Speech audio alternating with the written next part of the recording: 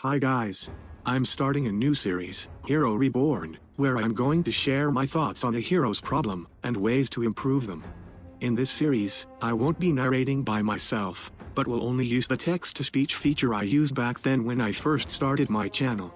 The reason being it's time-consuming to do the voicing part for a student like me, so I will only voice my usual guides. Also, there may not be my gameplays of the particular hero that I will be discussing on each Hero Reborn episode, because basically, what I want to do in this series is to share my thoughts. So words are what matters the most for this type of content. I will use gameplays from some other player's stream while delivering my thoughts, or I might just use those clips from the official MLBB channel. If you are new to this channel, and you find this video relatable or useful and you like it, do click the like and subscribe button below. I would like to hear your thoughts as well.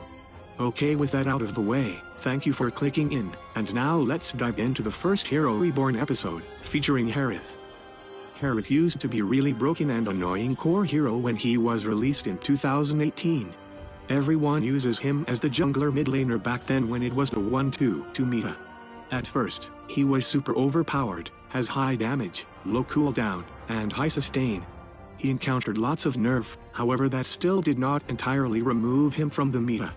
Until one day back in 2020, the jungling system has been completely revamped, and the jungling items have been replaced by the jungling boots, and that's when Harith starts to become forgotten. My point is, at least in my opinion, the reason why Harith stayed strong as a jungler for a long time before this, was because of the defensive jungling gears, Pillager Axe and Beast Killer. Let's see why these two made him a solid hero back then. Yeah, I mean to say solid, not broken. Because in my opinion, the Harith at that time was just balanced because he had already received countless amounts of nerfs. If you ask me why Harith is dead now, well, I won't say the nerfs are not the reason. Of course it did play a big part, but honestly, that was the process of balancing a broken hero. I really think that the main reason is because of the removal of the jungling items, because from what I recall, that was when I no longer see Harith anymore. So what is so special about the jungling items? Why do I say it is the key factor? This is because it gave Harith what he needed to be a frontline mage. Although his skills are ranged, his range is so short that we can already consider him as a melee hero. Any frontline hero needs an amount of defensive stats in order to survive, no matter how much shield or heal you have. Take a marksman as an example. You can have a lot of lifesteal from a basic attack that almost fills up 1/4 of your HP bar. However, you are deleted in an instant despite your high lifesteal the moment you position badly or get caught off guard. That's the same case for melee heroes except for assassins. However, most melee heroes have some defense along with their heal or shield, which is why they are sturdy enough to be a frontline sustained damage dealer. Look at other frontline heroes like Ruby and Esmeralda. They do have lots of heal and shield, but the main reason why they don't die easily isn't because they heal a lot, but the amount of HP regenerated or the shield inherits the defensive stats of the hero, which is how they can fight long enough as a frontliner.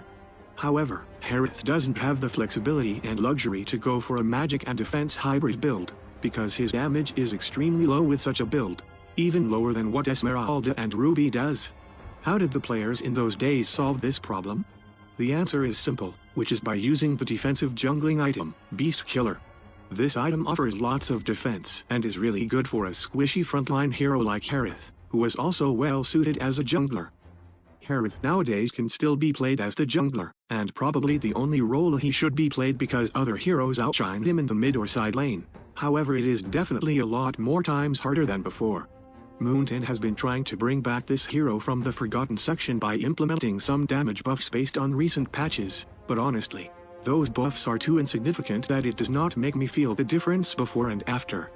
These buffs are given due to good intentions, however I'm sorry to say that it does not fix the root cause of the hero being dead. Even if you increase the shield by a few points, it will not help this hero to be back to the meta, because the root cause is the low defensive stats of the hero. Like I said before, you are basically like a squishy marksman that gets deleted the moment you heal up, in Harith's case, gaining the shield. But given marksman has explosive damage output and can attack from a safe distance, it is reasonable. Harith isn't like a marksman, he has lower attack frequency and has no choice but to be a melee fighter. This is why I feel it is really important for this hero to be able to perform like how he used to, when Beast Killer and Pillager acts still exist. Aside from that, know that I have been saying Harith was in his golden era when he was picked as the jungler, which means he had the blue buff, hence no worry of mana consumption and CD reduction. But now, not anymore. Who will want to pick Harith as the jungler when the core item is gone, let alone letting him get the blue buff? So long story short, Harith's problems as a mid lane mage is mana consumption and low sustainability. In my opinion, Harith needs something that can act as Pillager acts, at the same time, solving the mana issue faced by him. So I came up with a solution that would slightly change his build. First of all, what is the undeniably most important, significant, and essential stats for Harith in order to jump without delay when his ult is on? It's 30% CDR, meaning, cooldown reduction is something Harith cannot live without. What comes to your mind when both CDR and mana is needed for a hero? Demon Shoes? No, it is Enchanted Talisman. Yup, I did mention my solution to fix this hero will involve some slight change in building the hero. I know, getting Enchanted Talisman on this hero is going to reduce the damage output by a huge amount, so sit back and relax, and listen to what I'm going to talk about next. I thought, why don't we completely change his passive to something of a more useful purpose? For example, make use of CDR to give him defense bonuses as what he needed from Beast Killer. This is my idea. According to the lore, Harith is a time traveler, right? However, his current passive doesn't show any of that. But it will, if you make him benefit from cooldown reduction effect. Instead of converting his CDR stats to defense like Lennox, I refer to Alice's passive, where you gain some attribute buffs as you reach a certain requirement. For Alice, she needed to collect her blood orb stacks, and once it reaches a certain level she gets an effect, and this has up to 3 levels. Similarly, we can implement that for Harith, but instead of stacks, the requirement for Harith becomes cooldown reduction stats. And just like Alice, we will divide it to 3 levels: 20% CDR, 40% CDR, and 50% CDR. At the first level, you get around 30 physical and magic defense. Compared to Beast Killer, who offered 65 defense, honestly 30 is still quite underwhelming. But never mind, we need to make sure the hero is balanced if the developers accepts our idea. So, let's not set a value that is too high. Moving on to the second level, once you got 40% CDR, you gain an extra 50 points of magic power for free. Why do we need this? Because as mentioned before, Harith getting Enchanted Talisman is going to lower his damage a lot, so this is to solve that problem. You can also think of this as a way to make mid-Harith viable by encouraging him to get with Enchanted Talisman. You have more options to play him in different lanes, and you are no longer forced to play him as the jungler. For the last level, it needs 50% CDR, which seems impossible to achieve because originally, all CDR stats were capped at 40%. But that is not the case if you have equipped Chrono Master from the new talent system, and have got Enchanted Talisman. With these two together, reaching 50% is definitely not a problem as the game progresses. And what we get at this last level is 10% shield and HP restoration effect, similar to Oracle's passive. As mentioned just now, you need to not choose damage talents like Cosmic Blitz or Magic Worship but get Chrono Master, a utility talent in order to reach 50%. That alone is already a sacrifice of damage.